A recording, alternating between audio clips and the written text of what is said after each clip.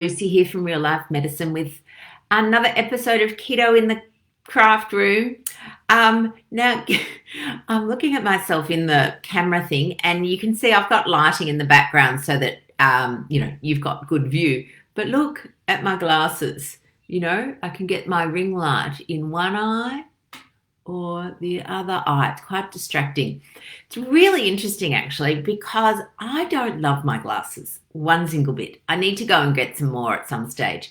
As you know, I've run out of contact lenses, and so I'm waiting for the post, which is dreadfully slow at the moment due to COVID, to deliver my new lenses. And there's an interesting thing, right? I could not do these lives because I'm not loving the glass look. It doesn't go with me that well.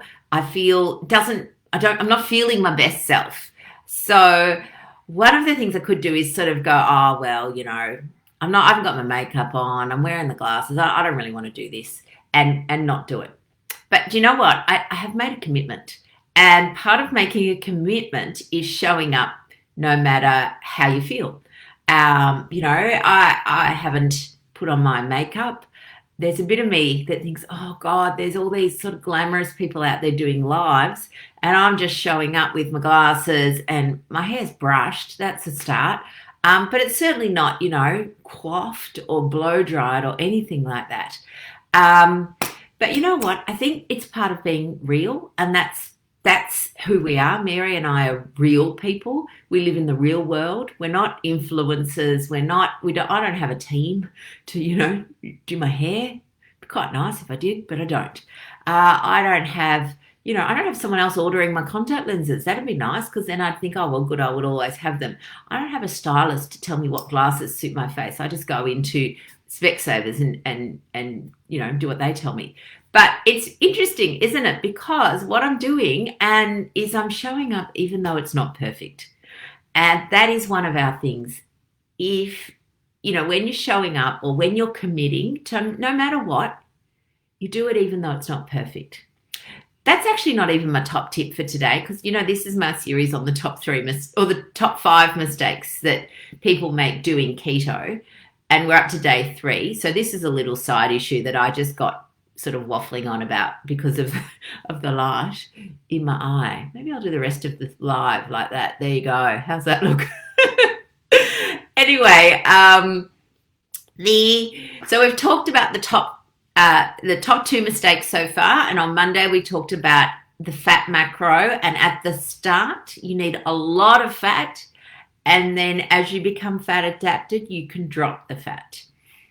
Then we talked yesterday about focusing purely on carbs and not ingredients as a mistake, because when you sacrifice everything for the carb count, you end up eating a whole pile of additives and other ingredients, emulsifiers and all that stuff, which really contributes to the demise of your gut health in particular, and some of our metabolic health processes, and really defeats the whole purpose. Today's is much simpler, and I know for a lot of you, you're already doing it, but I just want to highlight electrolytes. So electrolytes, in particular, we talk about sodium, magnesium, and potassium. Those 3 things are super important when you're starting your ketogenic lifestyle. And the reason in particular,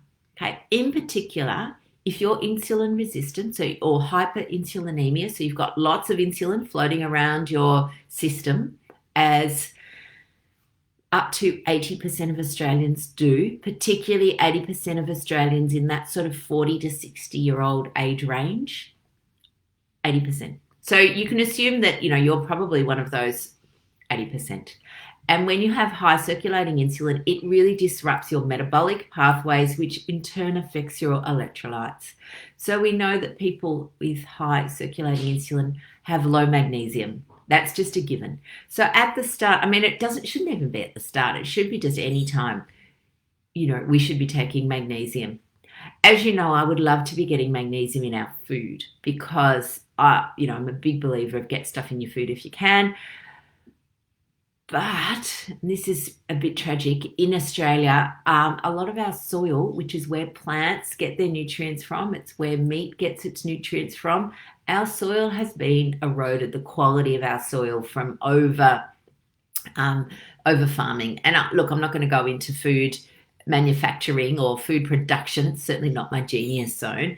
I would love, love, love if we could all do regenerative farming. That would just fix the world.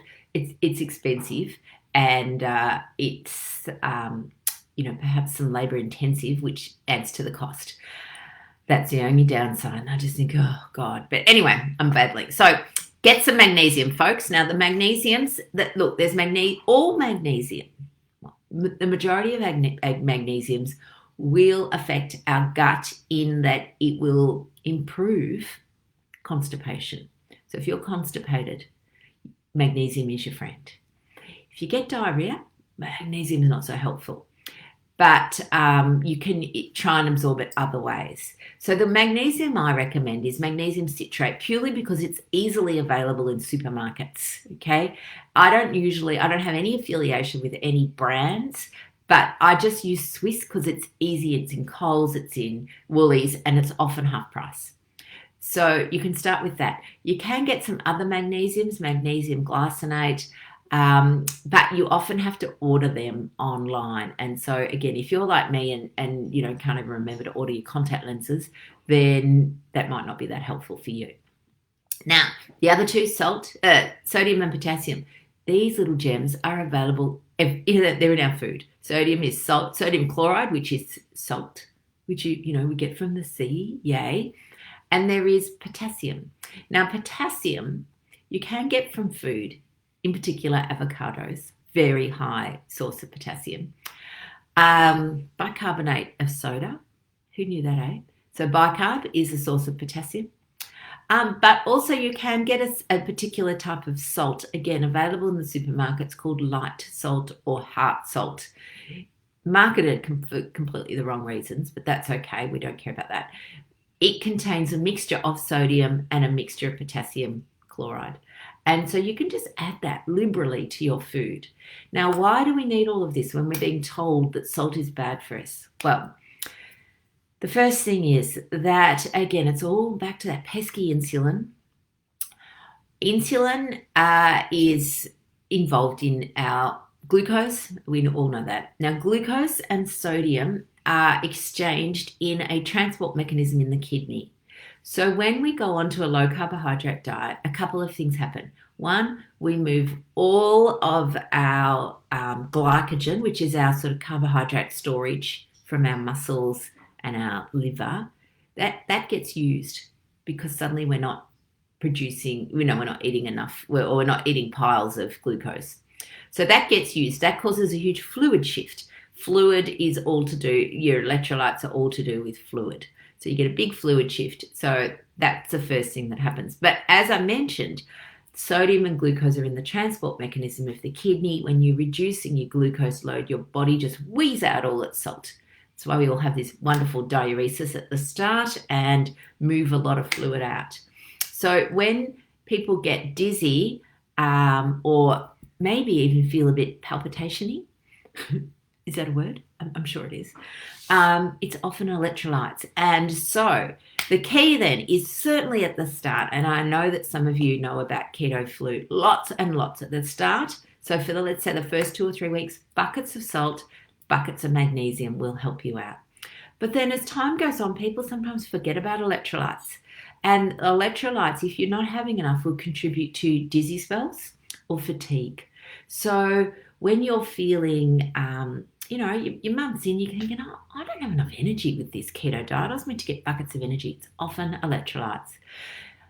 I love, love, love bone broth for electrolytes, okay? Because when I make my bone broth, I pour lots of salt in. I do Himalayan pink salt for the taste, okay? I like the taste of it. But I also put in the heart salt or the light salt for the potassium and the sodium. So that's basically my tips.